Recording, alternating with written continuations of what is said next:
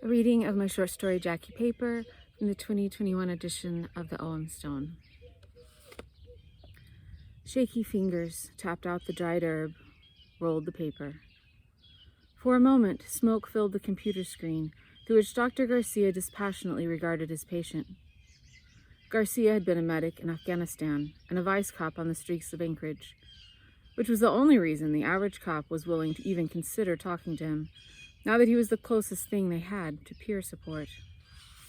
These days, all counseling sessions took place screen to screen. Not ideal, but what could you do? Even before the pandemic, geographical limitations and a shortage of professionals had dictated virtual meets. And Garcia was disinclined to judge his patients for the perfectly legal self-medication they attempted.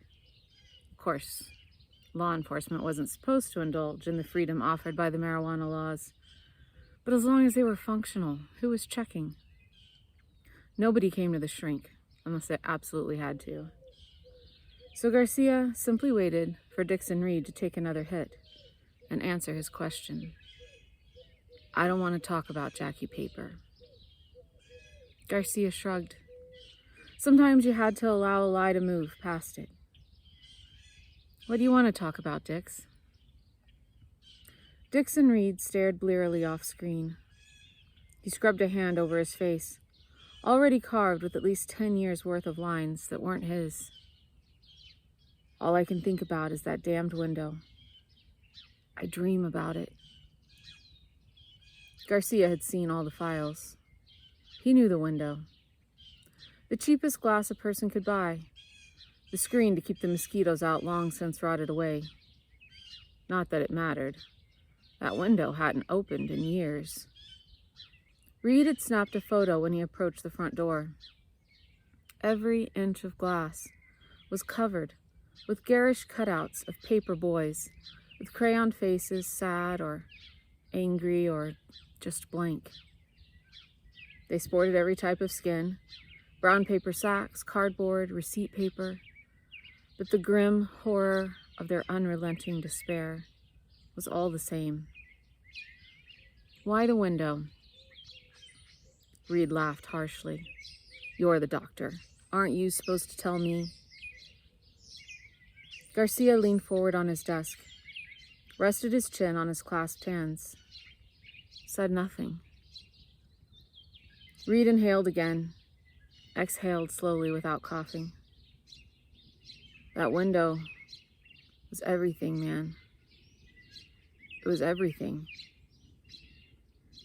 "You grew up with Jack Pearson, didn't you?" "Yeah, sort of. I mean, he didn't last long in school. Too weird, too scared, too..." Reed's mouth twisted painfully. "Too pitiful, I guess. His mom pulled him out, supposedly to homeschool him, but hardly anyone ever saw him again after that." "Do you think his home was abusive?" "Nah. At least, not on purpose. Old Mrs. Pearson was her own kind of weird, but she was devoted to her kid. I'm sure she did her best, but that couldn't have been much. It's not like she kept him inside. He didn't want to go out. So, from the time he was a child till here recently, he never went out." Reed shook his head. "We'd see him now and then on the beach with his mom, collecting coal for their stove. But that was it." "So the paper dolls kept the world out, you think?" The screen filled briefly with an up-close shot of Reed's sweatpants-clad midriff as he stood abruptly and began pacing the room. "Maybe. I don't know. You'd think they'd face inside, wouldn't you, if you didn't want to look outside? But all those faces were looking out. Like they were trapped there, against the glass." Reed made a disgusted sound. "You know why he made those things." "Yeah." Garcia knew. Reed might not look like much of a specimen at the moment, but he'd been a conscientious, dedicated cop. No doubt the reason he was so deeply fucked up now. His reports were invariably detailed and in-depth, beautifully precise specimens of the devout ass covering every department required these days. Apparently, in the brief days Jack Pearson had attended public school, he'd had a friend. Or maybe he'd only imagined her. Who knew? Reed hadn't remembered the little girl, but if she'd been on the fringes like Pearson, he likely wouldn't have noticed her as a kid himself. Whatever the truth was, Jack Pearson claimed that that little girl had read him the story of Puff the Magic Dragon, suggested that for every bad day he could cut out a little Jackie paper who would take all that sadness and misery on itself and leave him free. Garcia had seen photos taken of the interior of the Pearson cabin, too. Every wall was covered with those hideous little paper boys, strung with coal-dusted cobwebs in the dimness of oil-lit rooms.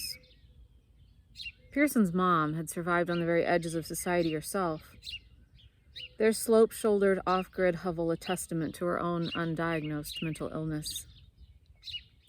Garcia's heart constricted in spite of himself at the thought of those two shattered souls trying to hold together with nothing but love, a life the world was determined to pull apart.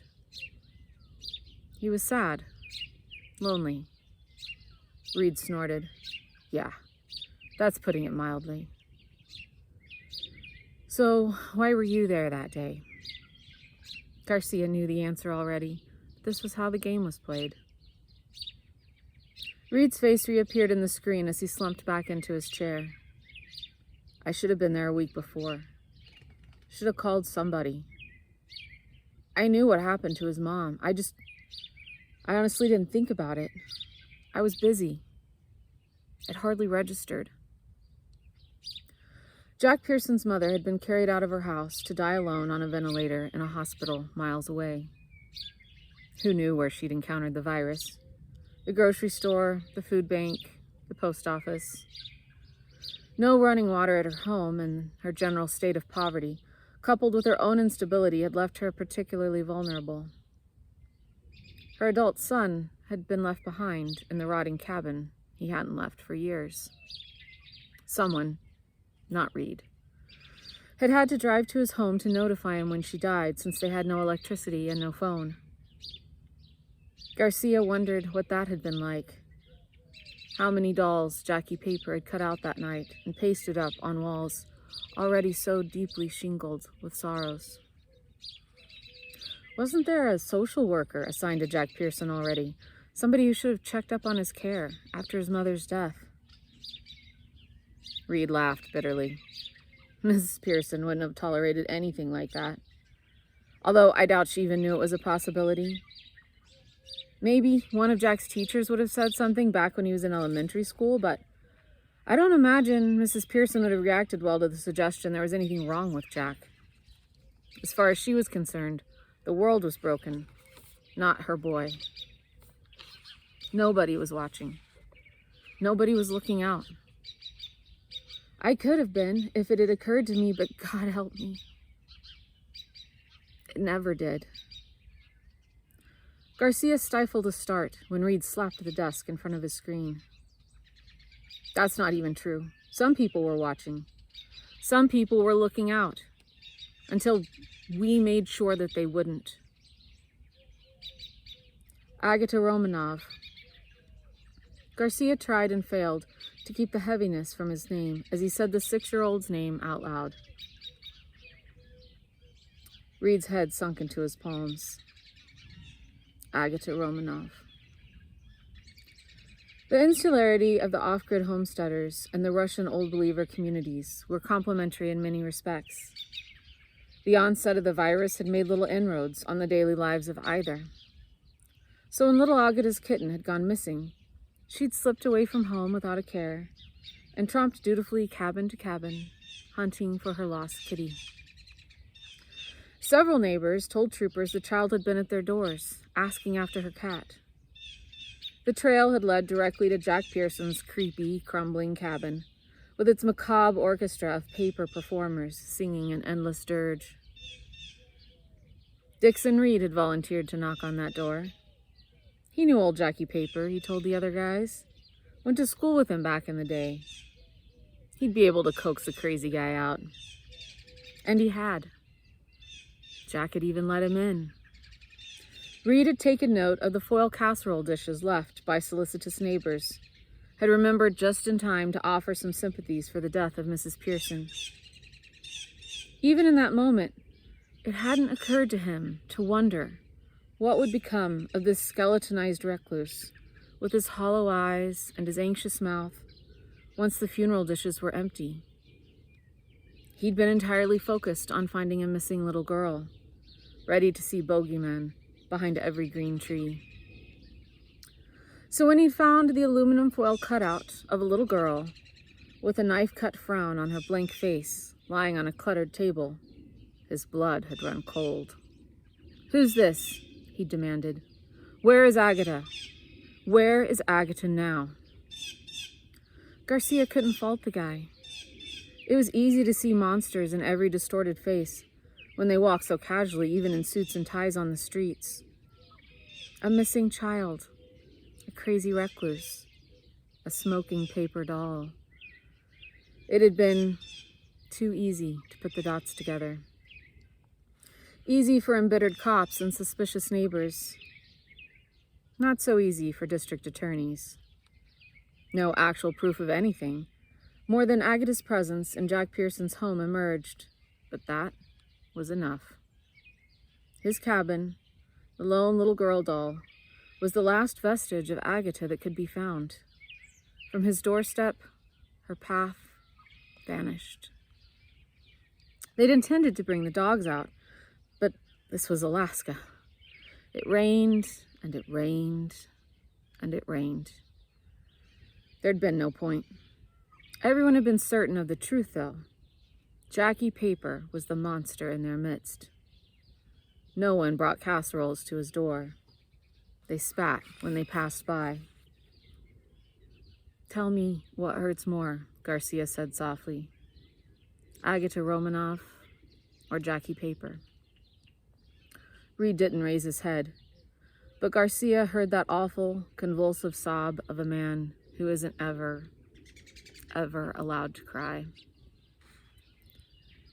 They'd found little Agatha and her lost kitten 6 weeks later. Even without dogs, the smell had led the neighbors to the truth. An abandoned well, its cover long rotted and obscured by leaves, held what remained. Perhaps Agatha had seen her kitten trapped down below and tried to rescue her. Perhaps Agatha had fallen first and the recalcitrant kitten had leapt down to join her. At any rate, they hadn't heard the child's cries because she'd made none. A crushed skull, softened by spring rains, bore testament to the trauma of her initial fall. Perhaps, they hoped, she hadn't suffered. But Jackie Paper surely had. After Reed recounted the evidence he'd found of Agatha's last stop before her disappearance, the kindness of the community had evaporated as suddenly as the fog over the bay when the summer sun rose unrelenting. No more foil dishes. No more baskets of garden vegetables and fresh eggs. No more cakes and muffins and loaves of bread. Garcia strained to hear Reed's muffled reply. "Is there a difference?" the man moaned. Garcia supposed not. 2 broken, abandoned, rotted children, discovered long after kindness could have made a difference. He thought what Jackie Paper's final human interaction before the cops came and tore it apart had been. A small child, a young girl like the only friend he'd either had or had imagined, had appeared like magic on his doorstep, seeking aid like some character in a fairy tale. Jackie Paper had offered her the only incantation he knew. He'd invited her to make a paper doll of her own, to transfer all her poor childish griefs to the aluminum foil that held the sympathies offered on his mother's body, and so to extinguish her sadness. Jack had to know that it didn't work. After all, he'd tried it every single day of his own life, and still awoke every morning to more sadness and more solitude. But he kept trying, kept looking out that window with crayon eyes, hoping for a different day. And he'd offered that different day to little Agatha, who, with her own willingness to believe, had tried, and then died alone in a hole in a wet wood. And a few days later, or a few weeks later, her last friend, Jackie Paper, had shrunk up and withered away too. When Reed came knocking on Pearson's door after they recovered Agatha's body, the door swung open beneath his fist. The husk of Jackie Paper was propped convulsed in a hideous posture in his mother's rocking chair, his lap littered with open-mouthed, staring-eyed paper dolls. Garcia forced out some platitudes even he didn't hear. Some realities held no truths that men were strong enough to bear. He was a suturer of the dead, a surgeon to the ghastly. No one liked to admit that some people were too hurt to be healed. Him least of all. So he said everything he could think of, offered every half-truth and consolation, every blessing and namaste he could muster. Reed nodded as if he heard, the unspoken agreement between doctor and patient that all lives must be honored in the end. Same time next week, Garcia asked finally. Reed looked him in the eyes then, for the first time in the entire session. Sure, Doc. He smiled. Garcia tried not to shudder, clicked on the leave meeting icon. Dixon Reed rifled through his desk drawer, pushed aside the pistol, for now, reached for the scissors and a sheet of printer paper. Fingers trembling, he cut out a jagged figure of a man. He seized a pen and then froze, unmoving, unthinking, absent of every impulse. The paper doll stared back at him, blank-faced and silent.